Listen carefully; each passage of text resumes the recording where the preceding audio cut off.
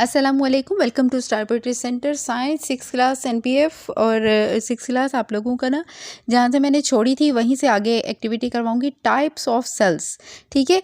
तो सेल के बारे में तो मैंने डिटेल से आपको बताया था कि सेल क्या होता है, कि all organisms plant and animals are made up of tiny units, यानी छोटे छोटे जो यूनिट्स होते हैं ना, जिनसे मिलके तमाम ऑर्गेनिजम्स बने हैं, जिनमें कि इंसान भी शामिल है, तो वो क्या कहलाते हैं, सेल कहलाते हैं, ठीक है।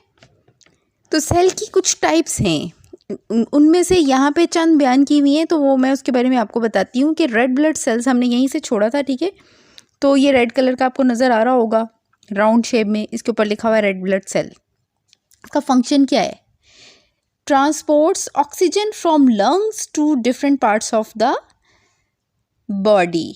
क्या करता है कि लंग्स और से लेके ना oxygen different parts of body में इसको पहुंचाता है। तो इसका फंक्शन तो बहुत मोस्ट जो है इम्पॉर्टेंट हुआ, यानी कि carry oxygen around the body in the blood, ठीक है। और इसका स्पेशल फीचर्स इसके अंदर क्या है? Large surface area for oxygen to pass through, ठीक है।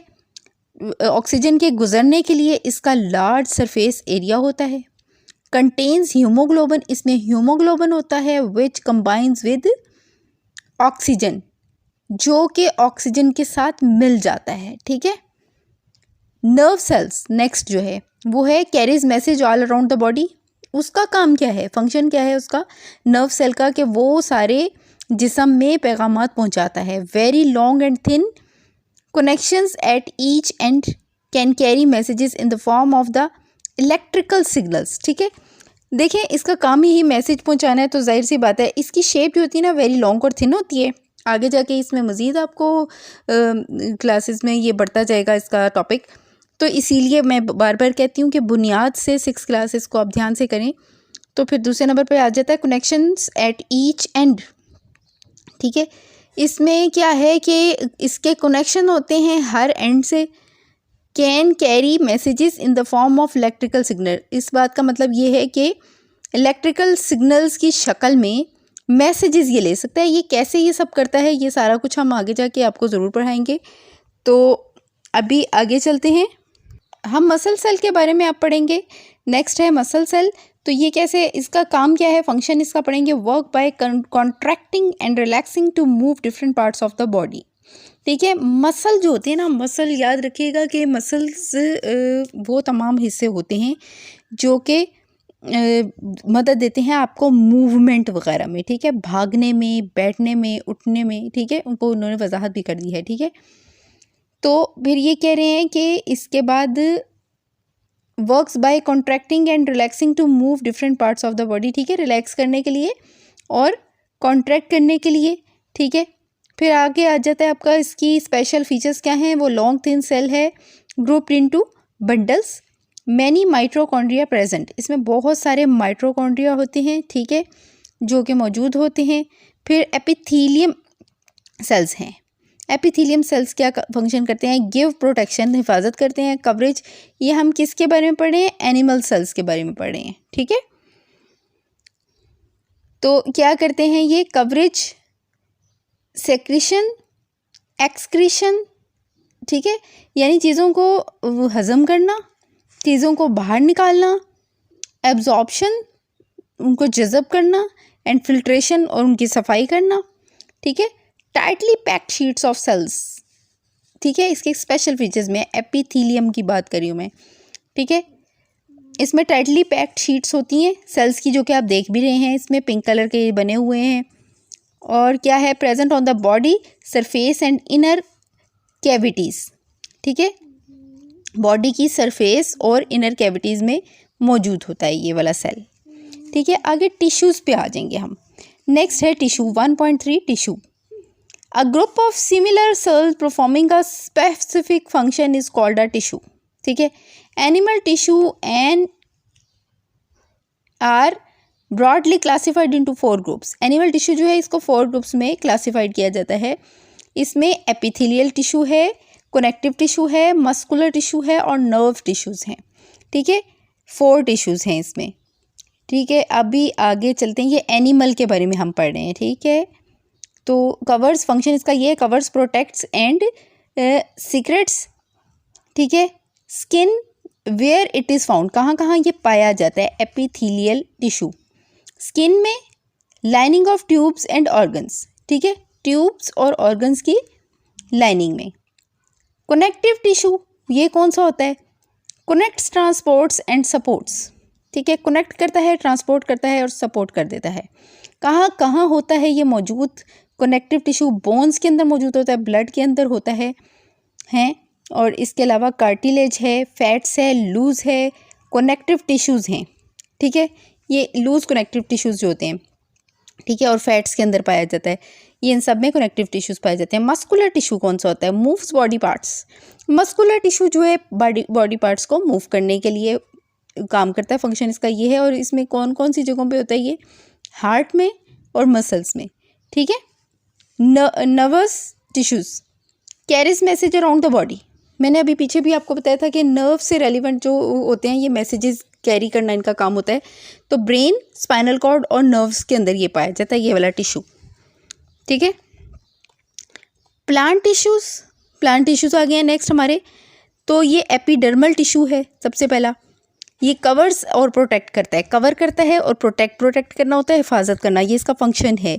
वेयर इट इज़ फाउंड, कहाँ पाया जाता है, सरफेस ऑफ लीव्स, पत्तों की सतह के ऊपर। स्टेम एंड रूट्स, स्टेम किसे कहते हैं, तने को, और रूट्स किसे कहते हैं, जड़ों को, ठीक है। यानी कि पत्तों, तनों और जड़ों की सतह के ऊपर पाया जाता है, सरफेस सतह को कहते हैं, जो उसका ऊपर का हिस्सा होता है।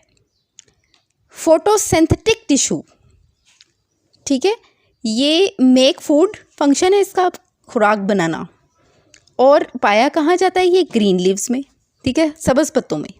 Supporting tissue, supports and strengthens, support करता है और ताकत देता है।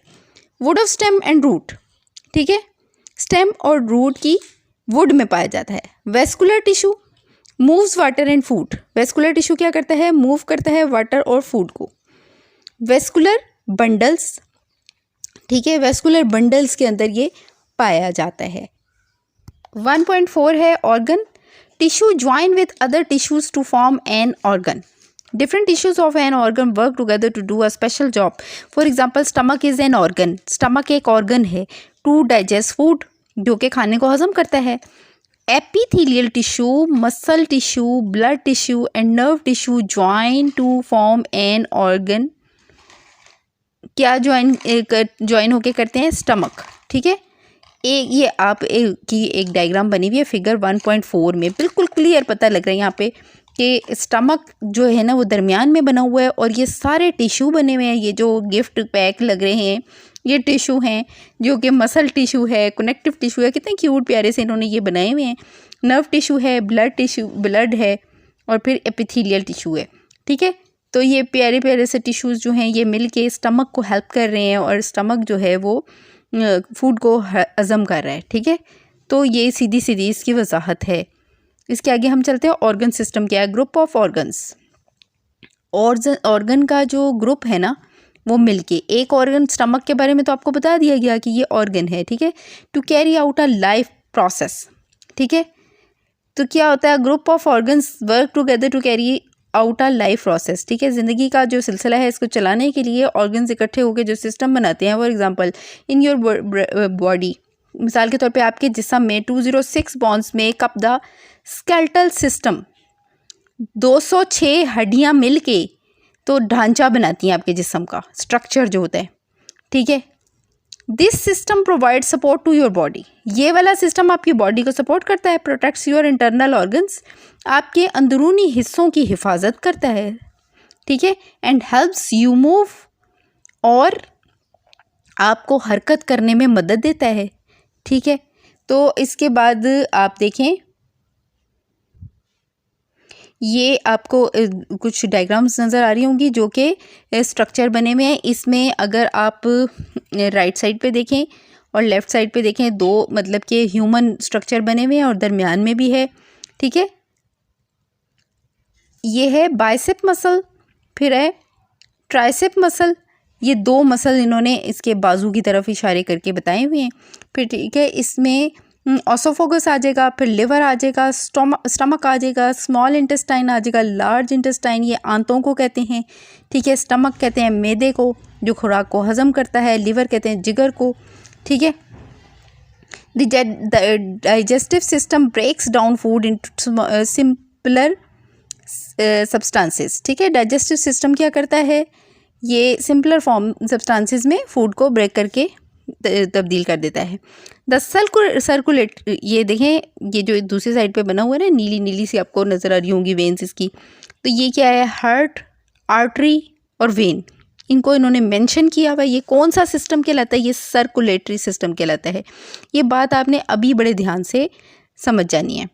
सर्कुलेटरी सिस्टम, मसल, आपका मसल सिस्टम आ गया, और ये डाइजेस्टिव सिस्टम, 3 सिस्टम है। इन्होंने बड़े क्लियर बहुत अच्छी तरह डायग्राम दे के समझा दिए हैं बच्चों को कि ये 3 सिस्टम कौन कौन से होते हैं, ठीक है, और उसमें कौन कौन सी चीज़ें शामिल होती हैं।